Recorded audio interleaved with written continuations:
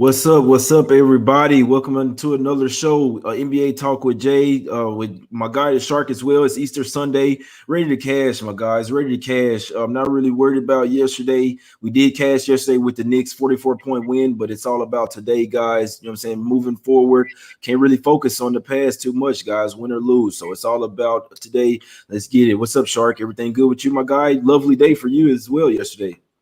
Oh, fantastic. And my continued run in the NCAA tournament is just a showcase to how you can cap multiple sports in a sharp way. It doesn't have to be just one sport. We say it all the time. We're going to be NFL in the fall. We're NBA right now. As you said, no regrets, no future stress, just present, just focused, and really trying to dominate. Ultimately, Easter Sunday, happy Easter to anybody who celebrates. I know it's obviously a major, major holiday. And if you don't celebrate, happy Sunday to you. Sundays are for the sharps. And Jay Money, where do we want to begin on this beautiful Sunday morning? Yeah, just replying to some guys in the chat real quick. Yeah, man, it's beautiful Sunday morning. Yeah, ready to get to it, my guy. Ready to get to it. First game up. Like to go to the first. We like to go to our game of the day. The first one. It's the game that matters the most to us. And to be honest with you, I think we may align today. I know the past 3 days we've been aligning. These plays. We come up with our plays, and then we know what our top plays, and then we come together, put our heads together, and say, look, you know. So we align. I don't know about my guy here, but it makes me feel a whole lot better about my play. But yeah, man. Warriors versus Hawks here, my guys. Hawks come back to the house, obviously. You know what I'm saying? Somewhat been balling. Trae Young, it is a couple question marks in this game, guys. So the line will likely move. But regardless here, so we get this. I'll come out and say it, man. Huge bounce back spot for the Warriors here. Almost rock bottom angle. You get your ass smacked. Don't like the fact that Curry's over there dancing on the sidelines and stuff, but he wasn't playing in the game. That was still we couldn't expect so much without Curry and Draymond out there. They got smacked versus the Raptors. Damn near lost by 60 sharp, 56-point loss. Second worst loss in Warriors history. Do the guys come back and show something? Motivation spot for sure, right? For the Warriors here, my guy. Oh, without question. Without question.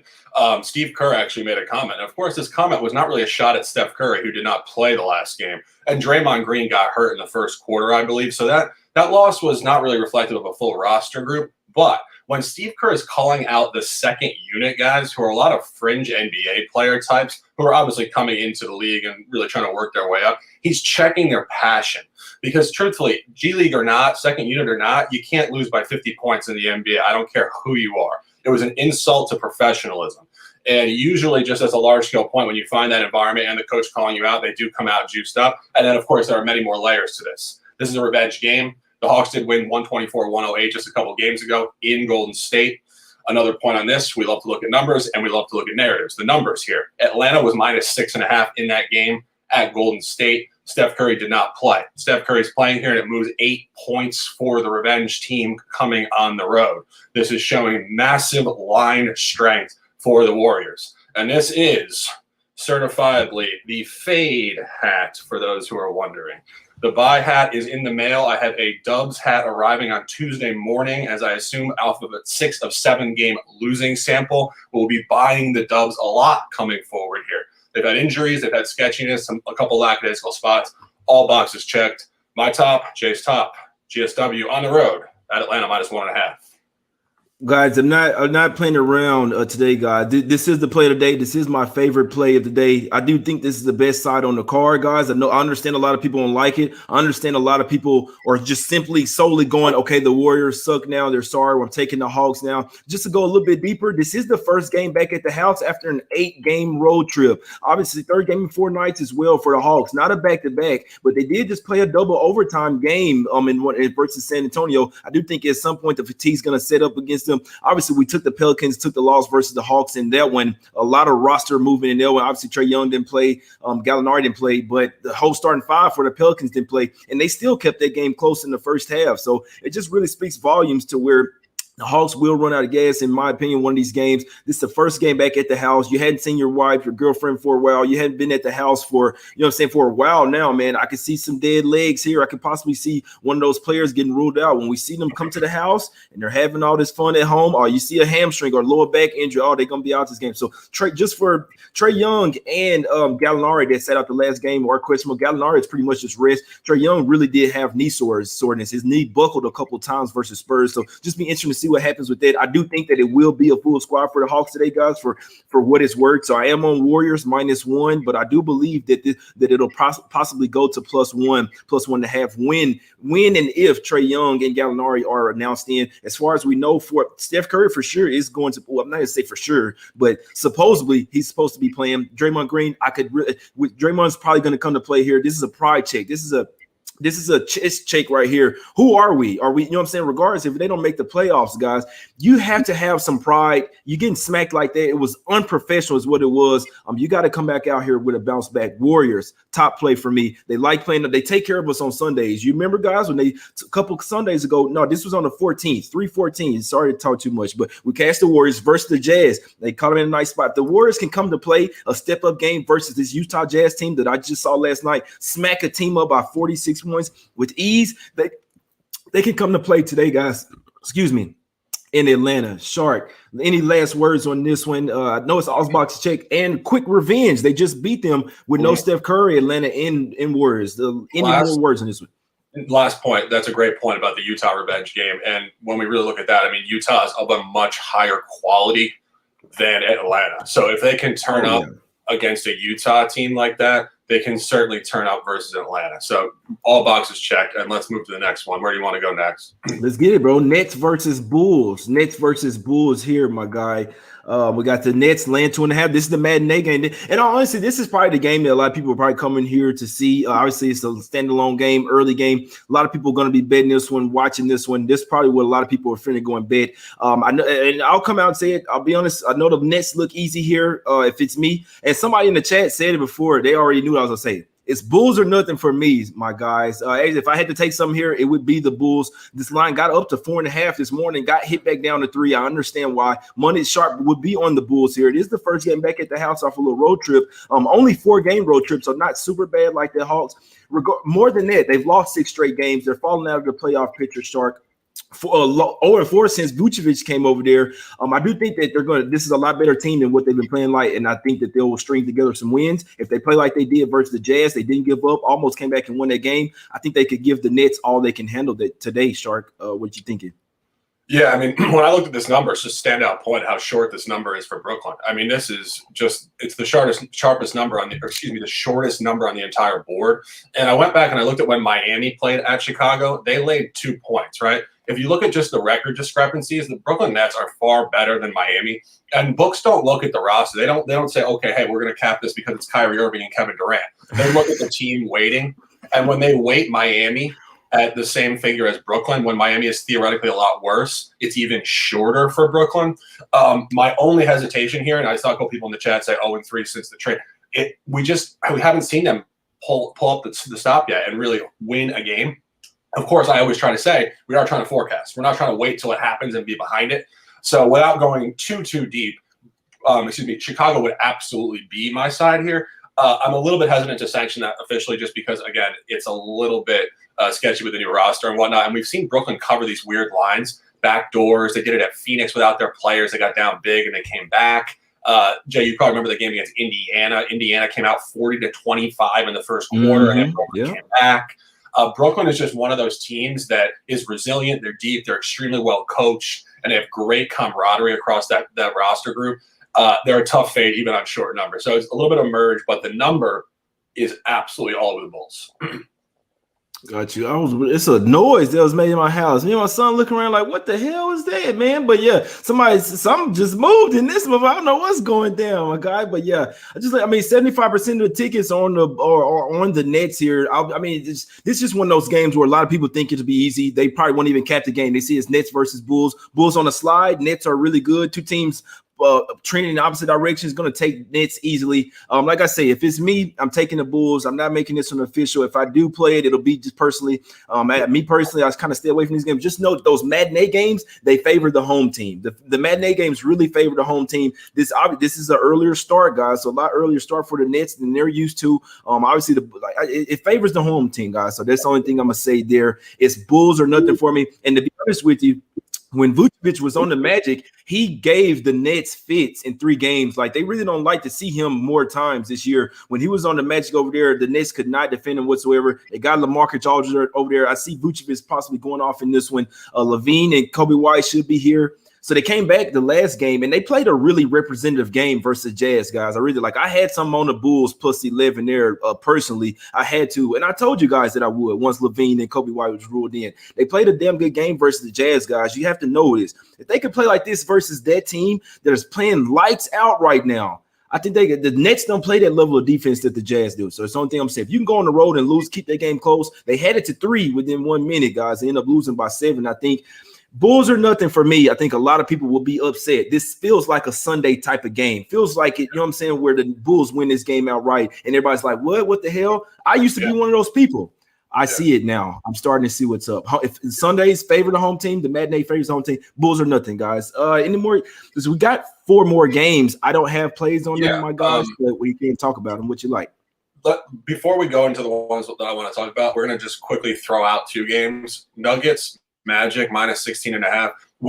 I was just talking with one of my buddies about this before we went on the show. The disparity in the league right now is gigantic. We're seeing massive blowouts right now. Yesterday, there were 3 or 4 games, all the big chalk games covered except for Philly.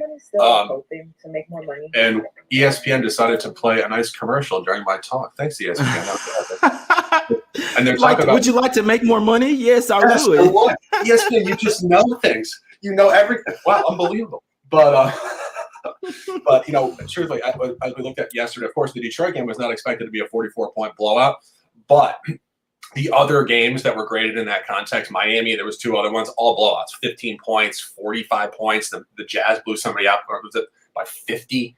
And then night before, the same thing. The gaps are massive. There are teams that are absolutely tanking and really just throwing out, as I would say, fringe G League type of players. The Magic have been scrappy, but again, they've been too scrappy. I think Denver might clean them up. And the Clippers game, I've had a real hard time capping the Lakers without LeBron. They're very inconsistent. They're hard to predict. Their motivation is very scattered. Hard to take that. So anyway, let's go to the one we want to talk about. 76ers hosting the Grizzlies. I'm not finalized on this yet, but I'm showing strong lean to Philadelphia first half here. And this is specific to how they play in back-to-backs in their home gym. They came out flat yesterday against Minnesota. It was the first game Embiid was back off a 10-game injury break. And, of course, that is the growing pains game. Now they come back. They didn't cover yesterday. And they catch a revenge game here against Memphis. Memphis did beat them 106-104, laying 2 points early season at home. And this is what we see with Memphis all year. Memphis shows up at home, and they don't show up on the road, particularly against the East. Memphis beat Boston at home. They beat Philly at home. They beat Brooklyn at home, and they beat Miami at home. They play at Miami next, so this is a bit of a revenge tour for these contender types in the East against Memphis. And you find Memphis coming in here off a pretty nice sample. I looked at what they've done on the road against these teams. They got slaughtered at Boston. They got slaughtered at Indy. And I really think if you look at what Philly did in the last time they had this back-to-back sequence, they played a flat game against the Knicks in the first game and backdoored it, which is similar to what they did last night. And then they caught Milwaukee the next morning or matinee, I believe. Could have been an even game. Don't check me on that. I'm timeless. I don't even function on time. Could have been any time.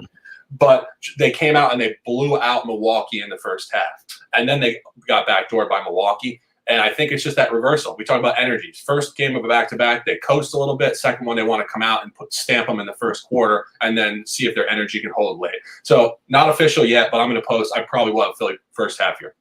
Gotcha. Yeah, I'm not saying that it won't cash, but I think the line, you'll get a better line once Embiid is ruled out. He's the first game back coming after a while, back-to-back spot. I highly doubt that Embiid plays in a back-to-back situation. It's one of those just rest. It's one of those injury concerns. Like, in all honesty, that is a real deal injury management. You come off playing for a while, you play the first game. It's almost. It's very unlikely that Embiid plays. So that's not to say that the Sixers won't cash, because obviously they still have a really good supporting cast with Harris, Simmons, and the rest of the guys. They play really good defense. We've seen the Grizzlies not really be the same Grizzlies team this year, even though they are a deeper squad.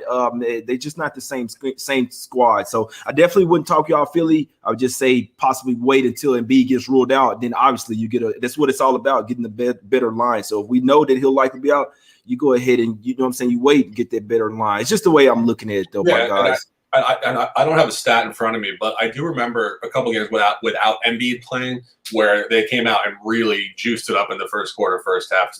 Simmons comes out there with that pace. You got Danny Green shooting threes. Tobias comes out on fire, and they just run, just sprint, and they just handle whoever they're playing. I think the first half does have significant merit here. Gotcha. Yeah, the Clippers versus Lakers, guys. Like I said, I don't have much on it.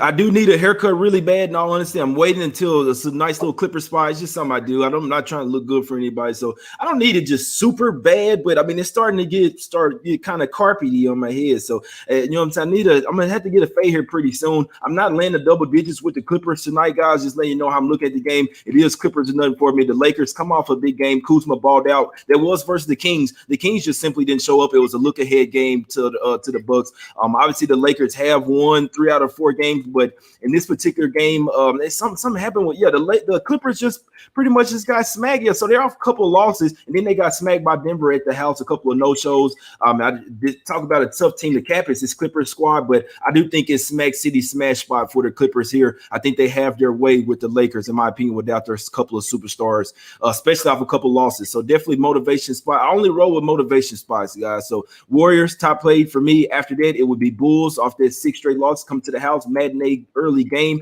And I think the Nets have a look ahead as well, guys. I believe that the Nets have a bigger game on deck. Just real quick, I want to see.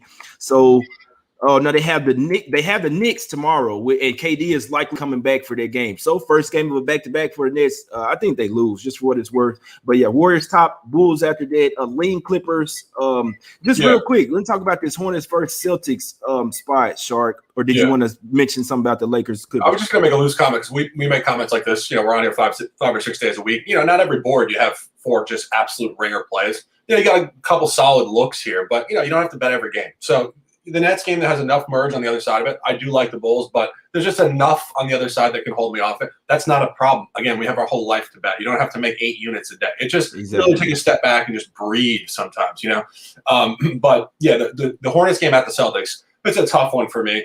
I went back to last year, and of course I do it because I want to see the weighting. Of course, roster dynamics are built into the line. The Celtics did lay 13.5 points last year against Charlotte and blew them out 119-93. Obviously, this line is scaling against that at -9. Boston has been inconsistent. They've been poor. They have been poorly coached. Their group is scattered. I don't know exactly what's going on. They do come in here off a cover, 118-102 against the Rockets. The Hornets are a hard take here for me because I do think that Boston is supposed to come up. I've been waiting for it all year. And I think when they show a sign, they could back it up. They do flow one way or the other. They do cluster when they suck. They continue to suck. When they show a little momentum, they do come up. That being said, I really just don't like this number at 9. I think it's ultra sharp.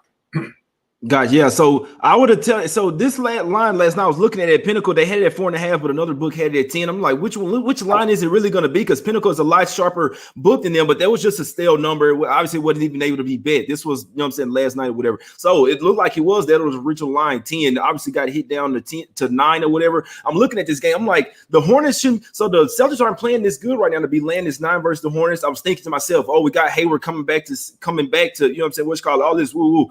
Hayward just got injured the last game. He's going to be out for a few weeks, so we don't have that revenge angle. I'm not gonna say the only thing, but that would have really spoke volumes, in my opinion, the revenge angle for Hayward coming back. Obviously, he's one of the best playmakers on the team. Obviously, they're missing LaMelo Ball already. Now Hayward, the Hornets will continue to get even worse. So once I looked at it, I said it's an absolute no play for me. I still don't trust the Celtics, but they could come in here and smack the shit out of the short-handed Hornet squad because they were good when they had their ball handlers. Now they're missing their 2 main playmakers.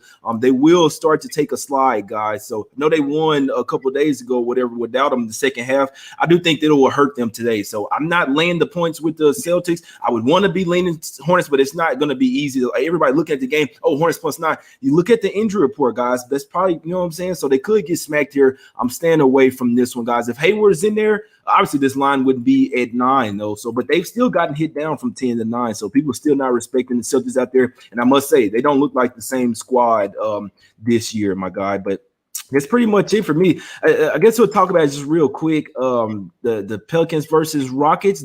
Anything? I would lean Pelicans. I think the Rockets have been a little bit, if you can call it, hot. Obviously they didn't cover at the Celtics, but they covered a few before that. They've been right around the number. They didn't cover at Memphis by a bucket late. They comically didn't. They did cover at Brooklyn on a plus 12.5. They lost by 12 points exactly. Welcome to professional basketball, sharp lines. And they were up by like 25 in the first half and faded. And, of course, you do find the Pelicans off an awful loss. And this is what we always talk about, consistency to the inconsistency. We lost the other game with Pelicans. So, theoretically, you don't want to run from that because they're going to come up right away, right when you run away from it. Mm-hmm. And the unfortunate thing here is, you do get the – what are you laughing at, Jay? What's going on? No, I don't know if they're gonna come up, bro. The last game they just literally tanked, bro. They literally didn't fucking care about the game, and that's scary. So I was seeing reports, and that's the thing. That's the reason why I didn't even want to talk about this game. We don't know about what's up with Zion, Ingram, Ball. All of them are questionable again, and that's the game that they play with us, bro. They're questionable. It's like, are they playing or not? Because in my opinion, I don't think they have really real injuries, guys. I don't. I feel like if they really want to win the Hawks game, guys, they would have played everybody and won. So that's the last thing. I'm staying right now. I have to stay away from Pelicans and I'm looking at it. They're the bottom 3, bottom 4 in the West. And it was my fault, guys, because I'm supposed to realize that they don't have a lot to play for. That's why they tanked that fucking game away, guys. So I'm still pissed from this shit. But no, I'm staying so far away from this. I don't even know that they care right now. And if I don't know, I'm definitely not betting on you. Yeah, and one other point on this. I mean, I agree with you. I'm not playing aside on this game. No shot. There's way too much merge. And the number's very sharp. They laid 6.5 at home. They blew them out. I had that. This is going back like a month ago. They blew them out by 29 points on a 6.5. It was my top play that day. But this is coming down to 5.5. It's probably razor sharp. It's holding a little bit because theoretically, again, 3. It should go down to 3.5. So it's holding a little bit towards the Pelicans for sure. The number would be like a 62% lean to the Pelicans. Definitely not a ringer, but it is a mild lean. But I do think taking it outside of the numbers, I just don't know how much connection Van Gundy has with this group. We were talking about it preseason. He's not the coach for a young group. I mean, it was just a poor hire. And you see it. This group should not be 5 games under 500. I mean, that is just massive underachievement here. And I think there's just a couple quick hires this year. We got Bjorkgren out there with the Pacers. Of course, we have Brad Stevens on the hot seat all of a sudden. There's just a couple coaches here that just either didn't connect with their group initially or have lost their group. And I think you're going to see a lot of coaching changes in the offseason. I think it definitely applies to the Pelicans here. I think there's just not a lot of continuity in that locker room with the coach. Gotcha. Yeah, if Coach and I couldn't rate there, I'm not sure what's going on with them right now. Right, it flat out they seem like they don't care. So I'm staying off, in my opinion. Not one of the strong games. And then, so the Magic in the Nuggets. I know you already spoke some on just real quick before we get out of here. Magic, obviously, it's a back-to-back. They got their ass smashed last night versus the Jazz. So it's one of those things where are they going to show something and try to, come to play versus their old teammate Eric Gordon, or is the Nuggets going to, impose their will? No, Eric Gordon like, hey, this is my old team. Let's blow the shit out of these boys by 20-30. So in theory, this should be an easy 20-point win by the Nuggets. I never usually use those words, and anybody like, I'm not betting this game. The Nuggets says you could come and play down to their opponent. Magic still play really good defense. Their offense is just terrible. So lean Nuggets for me would have been Magic back-to-back with them not really having a whole lot to play for, but it's just lean to the Nuggets. But Warriors, top play, bounce back spot, rock bottom, all this shit. Warriors come out and play. This is a shirt I had on when these boys smacked the Jazz up as well by damn near 20 points. If we can get that type of effort versus the Jazz, a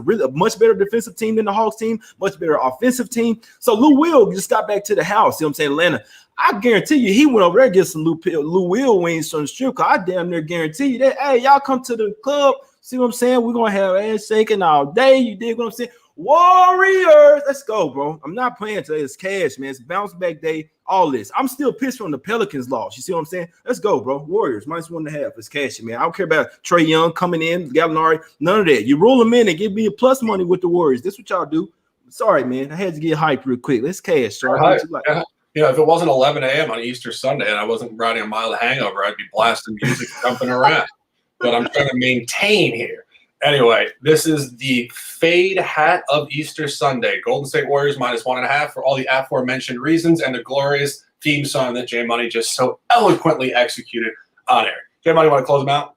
Yes, sir. Let's get out of here, man. Like, y'all, you know what y'all came for. Y'all came for the top player today. You got it. We align here. I like it. My guy likes it. We like this separately. Then we meet together. You see what I'm saying? He got the Hawks hat on, but see, it kind of goes back and forth. We ride the Hawks. You know what I'm saying? Now we got on the fade spot. First game at the house after an 8-game road trip. Fade spot. Third game in 4 nights with a double overtime game in there. Fade spot. the Warriors coming off their worst loss of the season, second loss in Warriors history and franchise history, third by Shaq. Revenge games, Jay. Oh, is he coming out? Did I just see him somewhere? Yeah, revenge spot, man. The boys just beat them, I think, 4 games ago at the house. It wasn't no Steph Curry. Trae Young went off in that game. Oh, who was in that game? Oh, John Collins had 38 points. High score for the Hawks. Oh, he's not going to be in here today. We get Curry. Come on, let's go, bro. Warriors -1.5. I got the shirt on. Finna go hop in the gold card just like I did that Sunday versus the Jazz. Let's cash, guys. Warriors -1.5. Top play. Let's cash. Appreciate everybody for tuning in. Please hit the like button, guys. Hit the like button. We're doing this. We're giving out free plays every day. You know what I'm saying? We don't mind it either. Least you could do, hit the like button, subscribe, share it on whatever social media platform you got. We appreciate everybody for tuning in. Let's cash on this Easter Sunday, my guys. We gone. Back tomorrow.